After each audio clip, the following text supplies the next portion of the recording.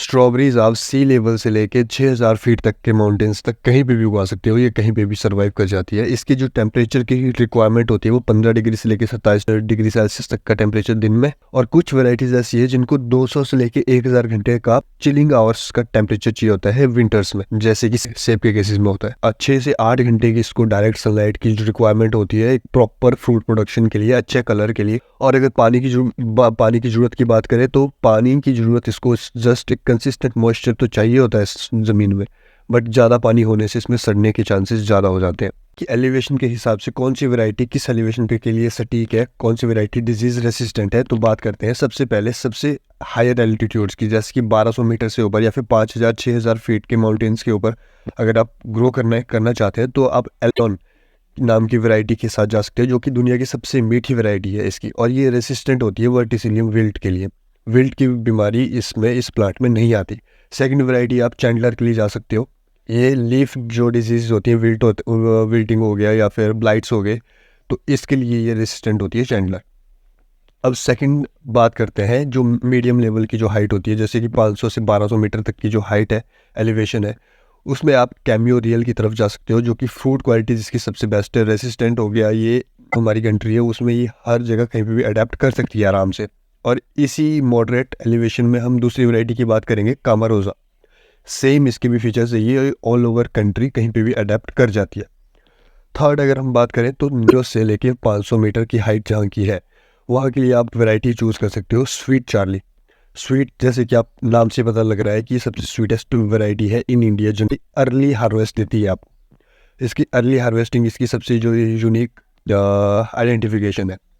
Second variety है Florida Fortuna.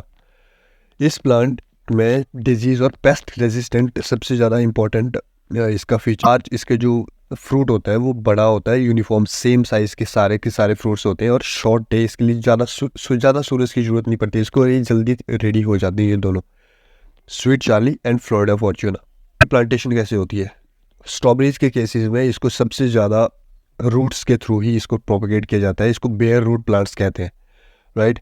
तो इसमें जो स्पेसिंग होती है वो आप एक पौधे से दूसरे पौधे के बीच में आप 1 से 1.5 फीट का डिस्टेंस रख सकते हो, और जो आप एक रो और दूसरी रो, एक लाइन से दूसरी लाइन के बीच का जो डिस्टेंस है वो 3 फीट से लेकर 4 फीट तक रख सकते हो।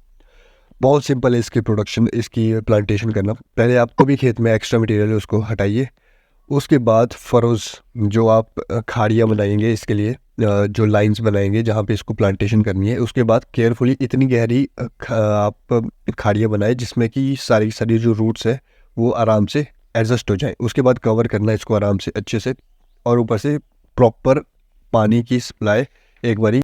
इरिगेशन और सिंचाई की अगर बात करें हम तो आप मॉर्निंग में पानी दे सकते हो, एंड क्योंकि वो शाम तक पानी सूख जाएगा और ओवरनाइट वो पूरी रात में पानी खड़ा नहीं रहेगा आपकी फील्ड में, और इससे बीमारी आने का खतरा घट जाएगा।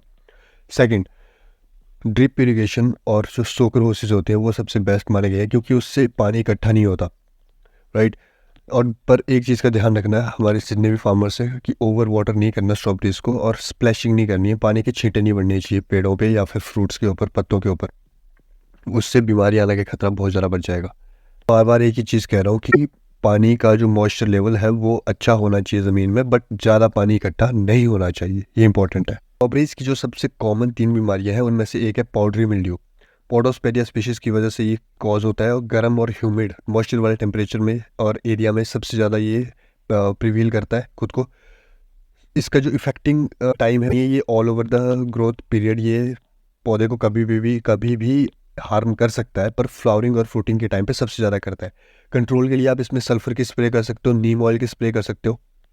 दूसरी बीमारी बॉट्राइटिस ग्रे मोल्ड जिसको बोलते हैं, दूसर सांचा भी कहते हैं इसको, दूसर फफूंद भी इसको कहते हैं।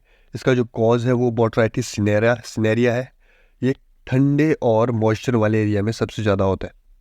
अब इसका जो कॉजिंग टाइम है वो है पके हुए फ्रूट्स, और या फिर जो ज़्यादा पके हुए फ्रूट्स होते हैं, राइप और ओवर राइप फ्रूट्स, उसमें ये सबसे ज़्यादा अपना प्रभाव करता है। ये फ्लावर्स को भी इफ़ेक्ट कर सकता है, या फिर जो कच्चे फ्रूट्स हैं हमारे उनके ऊपर भी इफ़ेक्ट कर सकता है, बट उस पर थोड़ा कम करता है। पके हुए फ्रूट्स और ज़्यादा पके हुए फ्रूट्स पे सबसे ज़्यादा करता है। इसके लिए पानी की क्वांटिटी जो है वो आपकी फील्ड में सबसे कम होनी चाहिए, जिसके लिए मैं बार बार कह रहा था पहले।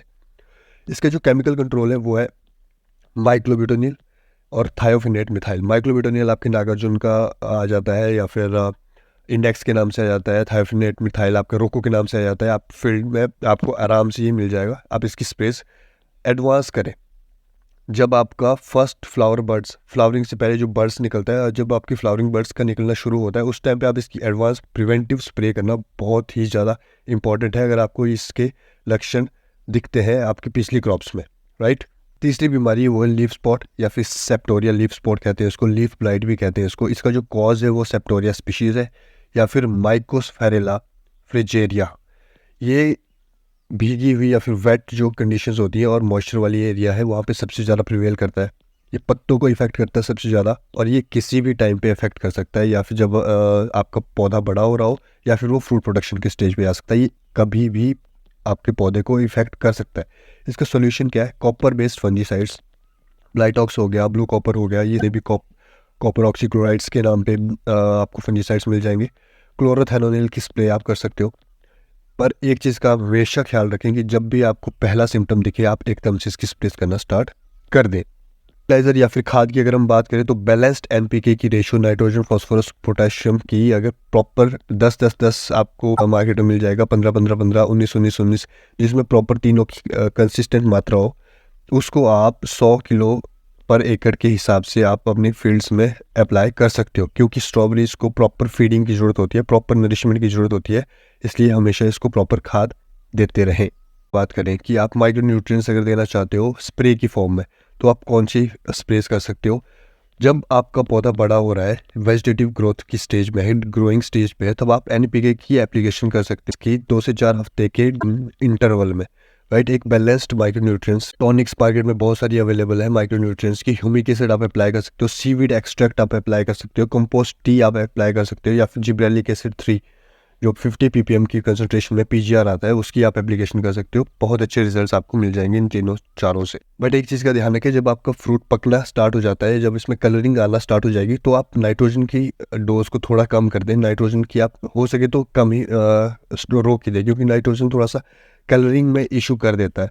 और एक बहुत इंपॉर्टेंट बात, अगर आपके स्ट्रॉबेरी प्लांट्स की पत्तियाँ अगर वो येलो हो रही है, अगर वो उनमें पीलापन आ रहा है, पर उनकी जो नसें हैं, पत्तों के ऊपर जो नसें होती हैं, वेन्स होती हैं, अगर वो हरी है और पत्ता आपका येलो हो रहा है, तो आप उस पर चिलेटेड आयरन की स्प्रे कर सकते हो।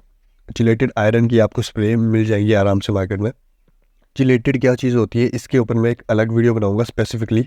और एक और चीज़, जैसे आपने सॉइल टेस्ट किया होगा, अपनी फील्ड का सॉइल टेस्टिंग की होगी, तो अगर आपको लग रहा है कि मेरी सॉइल में कैल्शियम या फिर मैग्नीशियम की कमी है, तो आप कैल्शियम और मैग्नीशियम की भी स्प्रेस कर सकते हो। और एक लास्ट चीज़ जो मैं आपको कहना चाहूँगा कि अगर आपको लगता है कि मैंने कोई बीमारी छोड़ दी है, या फिर आप मुझसे चाहते हो कि मैं किसी एक पर्टिकुलर बीमारी या फिर पर्टिकुलर क्रॉप के ऊपर वीडियो बनाऊँ, तो आप कमेंट्स में मेरे को बता सकते हो। मैं उसके ऊपर रिसर्च करके डेफिनेटली आपके लिए वीडियोस बना के लेके आऊँगा। Thank you so much.